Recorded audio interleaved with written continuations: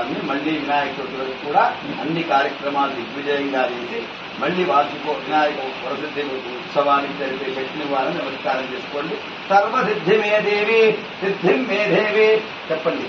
మమ సంకల్పిత సకల కళ్యాణార్థే సంకల్పితాభ్యాం నమః. దశాంగుణం కర్పూరోపేతం సుగంధం సుమనోహరం దేవలో గణపతి భగవానికి. లడ్డు అద మోదక ప్రియాం భౌదేయం పదేయం.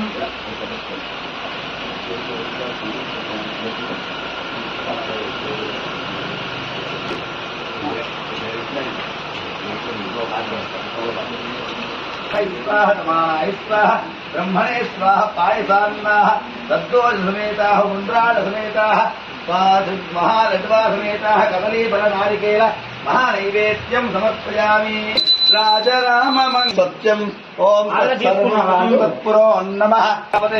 त्वं तथा पापोज्योतिर्सोऽमृतं ब्रह्मभूर्भवत्वरो.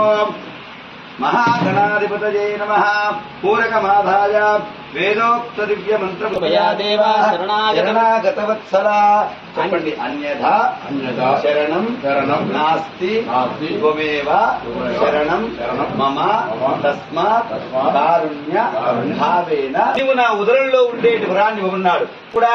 తన తపస్సు శక్తి చేత మరి పరమేశ్వరుడికి ఇచ్చిన మాట ప్రకారం గజాసుని యొక్క ఉదరంలోకి తెచ్చుకుని వెళ్లిపోయారు. ఆ తర్వాత పార్వతీదేవి చాలా ఓపిక సమస్తమైనటువంటి ధ్యానశీలి.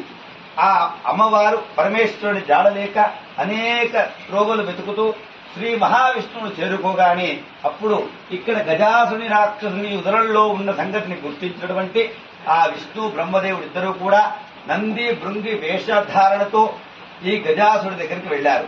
ఆ రాక్షసుని దగ్గర అనేకమైన నాట్యము ఉన్నది. భృంగి వేషంలో ఉన్నది విష్ణు బ్రహ్మ అని గుర్తించలేక ఆ యొక్క గజాసుడు ఏం వరం కావాలో కోరుకోమన్నాడు. అనగానే నీ యొక్క ఉదరంలో ఉన్న పరమేశ్వరుణ్ణి మాకు ప్రసన్నం చేయమన్నారు. మరి ఇచ్చిన మాట ప్రకారం ఆ రాక్షసుడు కూడా